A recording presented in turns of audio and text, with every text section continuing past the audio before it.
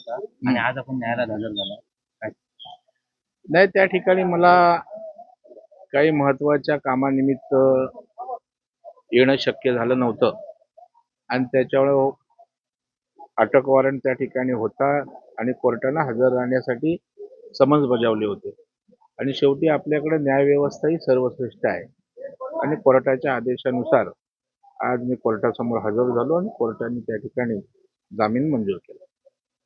काल भाजपचा मेळावा झाला सिंधुदुर्गमध्ये आणि त्यामध्ये खासदार नारायण राणे यांनी आपण आता निवृत्त होण्याचे संकेत दिले होते त्या नाही, मला वाटतं निवृत्त होते असं राजकीय व्यवस्थेतनं कदाचित त्यांचं म्हणणं असेल, पण नारायण राणे साहेब सामाजिक राजकारण हे करत असताना ते लोकांमधला नेता आहे, लोकनेता आहे आणि त्याच्यामुळं कशा अर्थानं निवृत्त होता मला माहीत नाही, पण नारायण राणे लोकांमध्येच राहतील.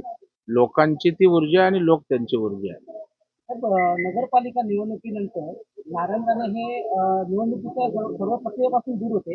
यानंतर नारायण राणेंनी एक असा आरोप केलाय कालच्या भाषणामध्ये की आपल्याला संपवण्याचा जो काही प्रकार होतोय त्याच्याकडे तुम्ही गांभीर्याने लक्ष देणं का कार्यकर्त्यांना उद्देशून म्हणाले. रवींद्र चव्हाणांच्याकडे त्यांचा रोग होता कसं बघता? नाही, असं ते त्यांचा रोख रवींद्र चव्हाणांकडे असायचं काही कारण नाही.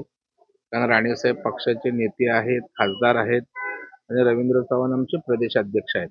म्हणून पक्षाचा कार्यकर्ता, पक्षाचा नेता प्रदेशाध्यक्षांच्या विषयी असा रोख ठेवू शकत नाही.